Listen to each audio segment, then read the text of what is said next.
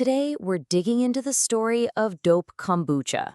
But look, this isn't your typical startup story. You know, the ones that are either, we made it big, or we crashed and burned. Nah, this is a playbook about what it really takes to build something from nothing, and how sometimes the most valuable thing you build is yourself. This quote right here, this is the core of the whole explainer. It's the lens we need to look through to understand every single decision, every pivot, and every lesson from the Dope Kombucha journey. It really makes you rethink what success even means in the startup world. So let's get into it. So where does a wild ride like this even begin? Well, it wasn't in some slick boardroom with a fancy PowerPoint deck.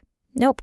It all started at a local microbrewery over a simple dare between friends to try this weird fizzy drink, kombucha. And the origin story just gets better. It's straight out of a movie. The co-founders didn't bump into each other at some stuffy networking event. One of them, well, he didn't have a place to stay and literally ended up crashing on the other two's couch. And that totally random connection, it sparked a friendship and then a whole business, all built on this new obsession they had with kombucha. Now, their business plan wasn't based on some deep, complicated market analysis. It was way simpler. Just 4 core beliefs. 1, a new generation in India wants to be healthier. 2, they can actually afford to be. 3, they should be. But that last one, that was the real engine. We just love kombucha. This thing was powered by pure passion right from the get-go. All right, so you have the dream, now comes the grind. Forging the brand wasn't just about picking a cool name. It meant doing some serious hands-on R&D. We're talking ordering and taste testing 27 different kombuchas from all over India, just to figure out what was even out there. And for anyone out there going, wait, what exactly is kombucha? Here's the quick and dirty. It's a fermented tea. You use this weird jelly-like thing called a SCOBY that's a symbiotic culture of bacteria and yeast to ferment tea and sugar. You get this fizzy, kind of tangy drink that's amazing for your gut. And here's the kicker. In Gujarat, where they launched, pretty much nobody had ever heard of it. Think about this for a second. These guys debated the size of their bottle for 2 full weeks. Everybody else was selling 330 milliliter bottles, but they went smaller. Why? Well, a 250 milliliter bottle felt less intimidating for someone trying it for the first time. And get this, it actually gave them way better profit margins per liter. A perfect example of how the tiny details can have a massive impact on the bottom line. The first branding idea was, well, it was bold. They called it American Badass Swag. Seriously, think rock and roll culture meets Harley Davidson. And the wildest part? One of the co-founders, who swore he wasn't a digital guy, started cranking out these incredible, super edgy character designs using the AI tool Midjourney. But they caught themselves pretty quick. That badass vibe, maybe a little too niche. They needed something that would appeal to everyone, from a Gen Z kid on Instagram to their health nut parents. So they made a super smart pivot, evolving the designs into these friendlier, digitally illustrated icons.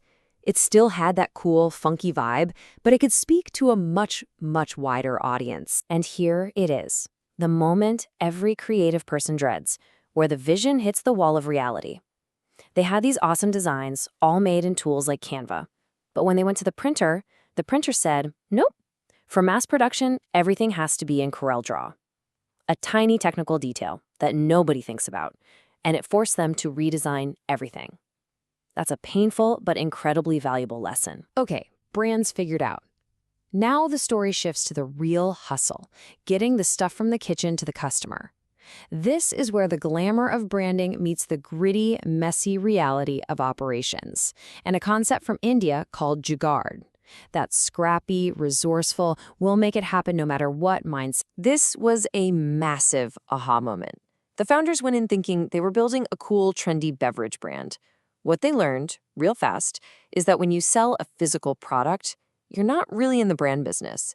You're in the mini factory and logistics business. The brand is just the shiny thing on top. So what's that logistics business actually look like? It's all this small stuff that turns out to be the whole thing. Finding bottle caps that don't leak when the drink is fermenting inside.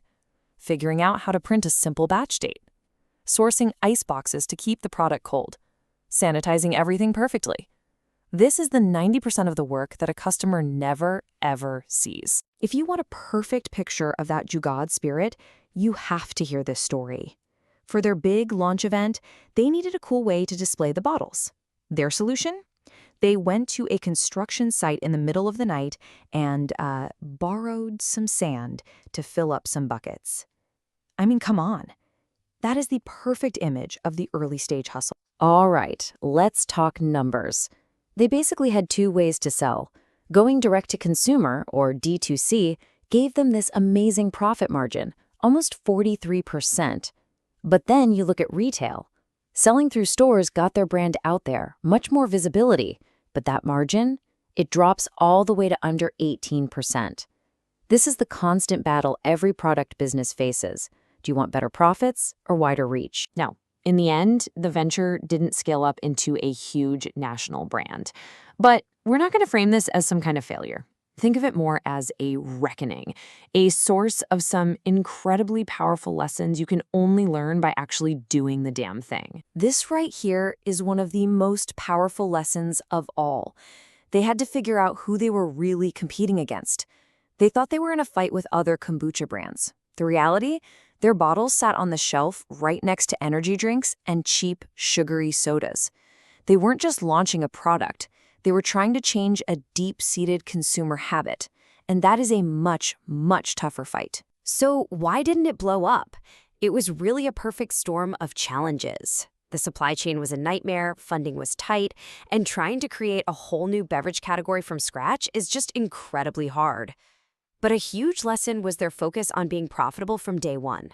In the world of fast-moving consumer goods, they learned the hard way that the winning model is often growth first, figure out profits later. And that brings us to the final and I think most important part of this whole playbook, the founder's true profit. This is where we stop looking at this as a business that didn't scale and start looking at it as an invaluable portfolio piece for the people who poured their lives into it. At the end of the day, if you boil this entire journey down to one hard truth, it's this. Passion is absolutely critical, but it is not enough. For a business to really take off, you need so many other things to click into place.